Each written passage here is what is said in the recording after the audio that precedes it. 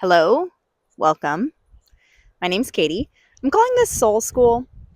This is an idea I've had for a while, sharing the lessons that Spirit has been bringing into my life.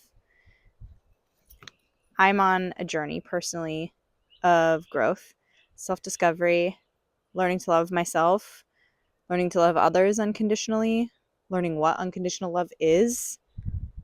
And when I started being really present, I noticed that I'm like getting lessons all the time from Spirit. And I thought, how cool would it be if I tuned in and listened and wrote the lessons down and shared them.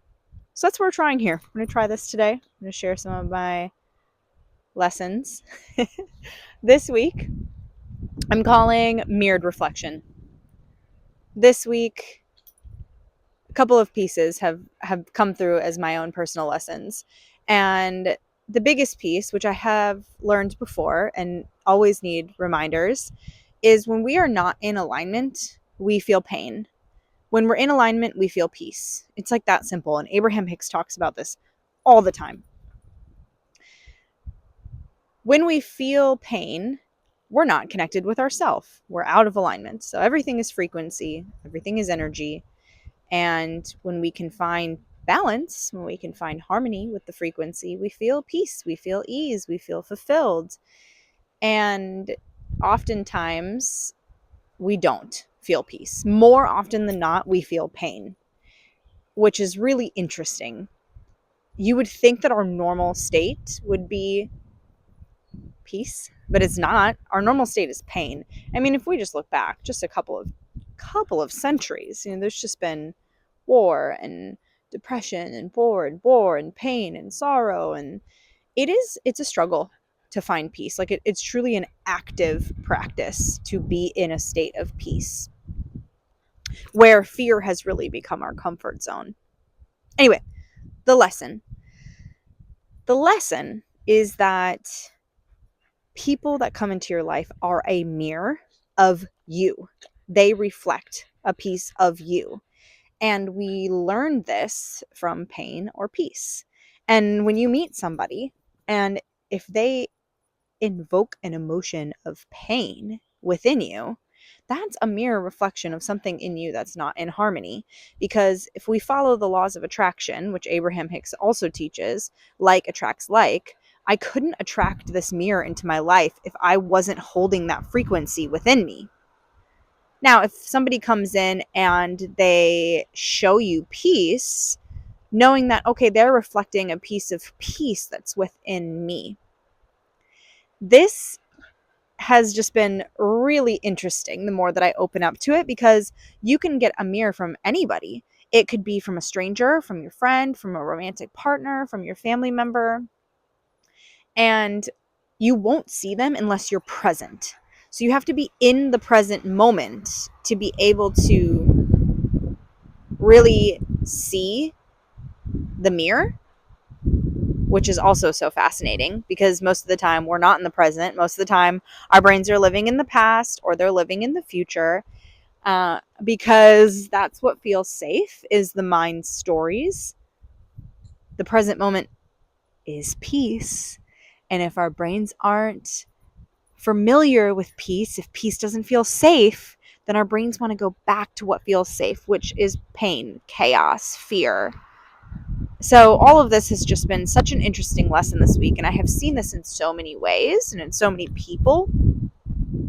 But I have to always come back to me because I'm the only thing that I really truly know. Same with you. You only know you. You can make assumptions about other people, but really we only know ourselves. And so when I met somebody that brought in a mirror of anger, and it was triggering such intense anger within me. And at first, I want to just project that onto them.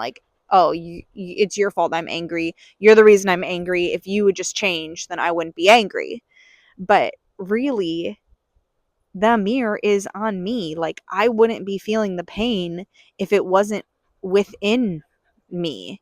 So seeing that mirror of oh, this anger is triggering within me something that's out of balance. So this is kind of where we do the self-discovery phase of like, what about them is making me angry? This, and this. Okay.